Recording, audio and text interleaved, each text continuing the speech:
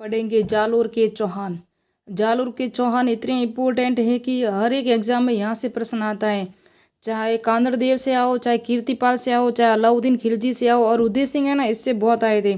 ये हम यहाँ हमें कन्फ्यूज़न होते हैं कई बार कि उदय सिंह कहाँ, जो जालोर में कहाँ थे। जबकि उदय सिंह थे ना, ये समर सिंह के पुत्र थे, और उदय सिंह जालोर के चौहान में थे, और उन्होंने इल्तुतमिश को 1228 में हराया था ना। ये परीक्षा में स्कूल व्याख्याता और स्कूल कॉलेज प्रोफेसर है ना, वहाँ से आया था ये प्रश्न। तो इतना इम्पोर्टेंट है। उसके बाद हम जो हुए हैं ना, जालोर के शासक जो हुए हैं वो सब मैं बताऊंगी आपको, और आपको परीक्षा की दृष्टि से इम्पोर्टेंट क्या क्या है वो बताऊंगी मैं आपको। पहले जालोर में चौहान वंश की स्थापना किसने की थी? तो कीर्तिपाल ने की थी 1181 में। कब की थी? 1181 में कीर्तिपाल ने की थी। और ये परमारों से छीनकर चौहान वंश की स्थापना की। प्रथम संस्थापक है ना, ये भी कीर्तिपाल ही था। कौन था? कीर्तिपाल ही था। कीर्तिपाल का उत्तराधिकारी कौन हुआ? समर सिंह हुआ। इसने गुजरात के चालुक्य वंश कौन थे? भीमदेव द्वितीय थे ना, उसके साथ अपनी पुत्री लीला देवी का विवाह किया था। किसका किया था? लीला देवी का विवाह किया था इन्होंने। तो इनको गुजरात के साथ अपने वैवाहिक संबंध स्थापित करके, और फिर उसके बाद उदय सिंह था ना, 1205 से 1257 तक थे। ये समर सिंह के पुत्र थे। ये वही समर सिंह है जिसने अपनी पुत्री लीला देवी का विवाह भीमदेव सेकंड के साथ किया था। तो समर सिंह के पुत्र थे उदय सिंह, 1205 से 1257 तक। और कानड़ देव प्रबंध है ना, उसके अनुसार क्या कहा जाता है कि उसके अनुसार, तो उनके अनुसार कहा था कि उनके समय में 1228 में इल्तुतमिश के ने आक्रमण किया और इनको भी हराया था। और लेकिन जो फारसी इतिहासकार ने, उन्होंने कहा था इल्तुतमिश ने उदय सिंह को हराया था, लेकिन इन्होंने इसको हराया था। ये फिक्स है कानड़ देव प्रबंध के अनुसार। जो राजस्थान का प्रसिद्ध ग्रंथ है ना, कानड़ देव प्रबंध, उसके अनुसार उन्होंने कहा था कि इल्तुतमिश ने आक्रमण किया और इसको भी हराया था उदय सिंह ने।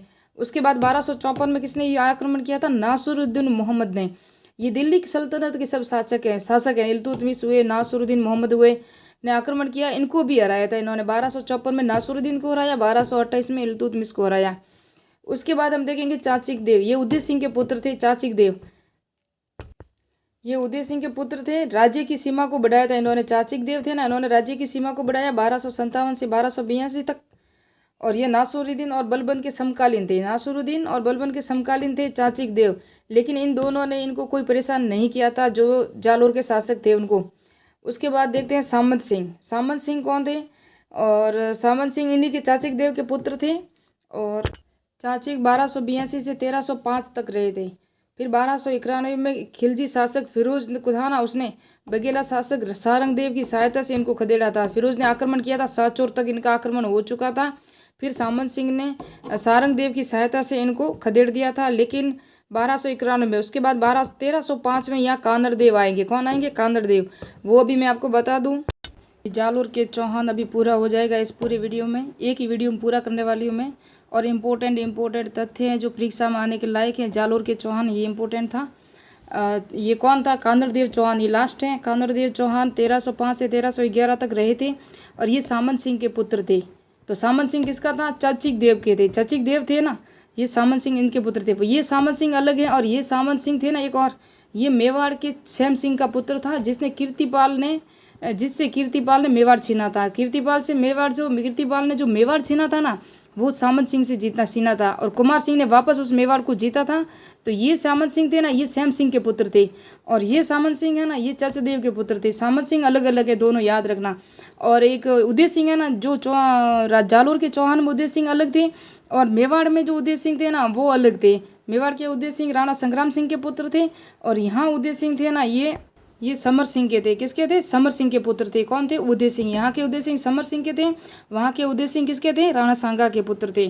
तो याद रखना, ये कन्फ्यूजन हो सकते हैं, क्योंकि मेवाड़ में अलग है, जालोर में अलग है। जिस तरह हम पृथ्वीराज चौहान पढ़ते हैं, पृथ्वीराज राठौड़ पढ़ते हैं, पृथ्वीराज कछवा पढ़ते हैं, तो पृथ्वीराज भी 3 है, अलग अलग है। इसको अच्छी तरह याद रखना।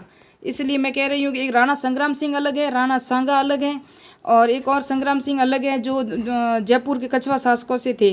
तो इसी तरह दोनों को याद रखना। सबको अच्छा तरह याद रहता है तो ठीक रहे, क्योंकि हम भूल जाते बार बार। कन्फ्यूजन रहता है कि जालोर में कौन थे, मेवाड़ में कौन थे, आमेर में कौन थे, अजमेर के चौहानों में कौन थे, यूँ इसी तरह। तो अब स्टार्ट करते हैं। 1258 में अलाउद्दीन खिलजी। मैंने एक ही शॉर्ट में लिखा है। गुजरात की तरफ जाने के लिए जा रहे थे, लेकिन ये अलाउद्दीन खिलजी ने 1308 में जालोर पर आक्रमण करना चाहा था, लेकिन किया नहीं था। तो लेकिन आक्रमण कर रहे थे ना, तो उस वक्त क्या हुआ था, जालोर एक अलाउद्दीन खिलजी की एक तो नाहर खां, एक भोज खां, दोनों मारे गए थे। ये किस क्या थे, अलाउद्दीन खिलजी के सेनापति थे या सेना नायक थे जो मारे गए थे, इसलिए ये वापस चले गए थे यहाँ से। युद्ध तो हुआ था लेकिन ये जालोर दुर्ग को जीत नहीं सके थे, क्योंकि ये 2 जुलाई को 1308 को जब सिवाना को जीत के आए थे ना, सिवाना का दुर्ग किसने, उसका कार्यभार किसको सौंपा था, सिवाना में जो सातल देव थे, चौहान वंश थे, तो नहीं जीत पाए थे उन्होंने, वो सेनापति जो थे वो मारे गए थे। तो किले का पानी एक राजद्रोही थे ना, बावले नामक व्यक्ति के अपवित्र करवा दिया था, जो जालोर का था। जालोर के अंदर किले का पानी भी अपवित्र करवा दिया, युद्ध की भी तैयारी कर ली लेकिन जीत न सके थे। तो 2 जुलाई 2008 के बाद वापस चले गए थे ये कौन, अलाउद्दीन खिलजी।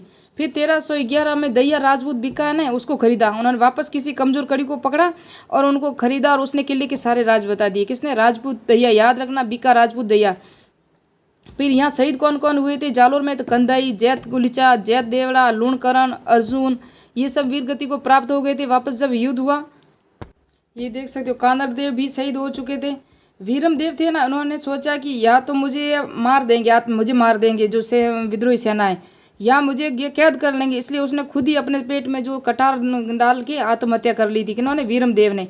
और रानियों ने जौहर किया था, जो का दैया था ना, राजपूत दैया, उसकी पत्नी ने उसे उसी दिन मार दिया जिस दिन उसने कहा कि मैंने जो मुगल चाहे दिल्ली सल्तनत के अलाउद्दीन खिलजी उसको सारे राज बता दिए। तो उसकी पत्नी ने पहले उसको मारा, फिर जाके कानर देव को बताया कि हमारे किले के सारे राज खुल चुके हैं, हमें सतर्क या हो जाओ। तब तक सेना अगर अपने हथियार वगैरह संभालती, अलाउद्दीन खिलजी ने आक्रमण कर दिया था, इसके कारण ही यहाँ जौहर हुआ था। सोनगरा तो ये इसलिए कहने, कानर देव सोनगरा भी कहते हैं, चौहान भी कहते हैं। सोनगरा तो इसलिए कहते हैं कि हमारी जो जालोर की पहाड़ी है ना, उसे सोनगढ़ पहाड़ी कहते हैं, उसी के नाम पे इनका सोनगरा पड़ा, लेकिन ये थे चौहान, है ना, क्या थे, चौहान थे। 1308 में सिवाना दुर्ग को कमालुद्दीन दुर्ग गुर्ग थे ना, उनको जो सौंपा था, ये दुर्ग किसको सौंपा था, सिवाना का दुर्ग कमालुद्दीन गुर्ग को सौंपा, नाम खैराबाद रखा था। फिर जालोर का शासक मालदेव था ना, ये मालदेव भी इन्हीं का बेटा या इन्हीं के कुछ राजवंशों में से था, कांदरदेव चौहान या वीरमदेव चौहान से।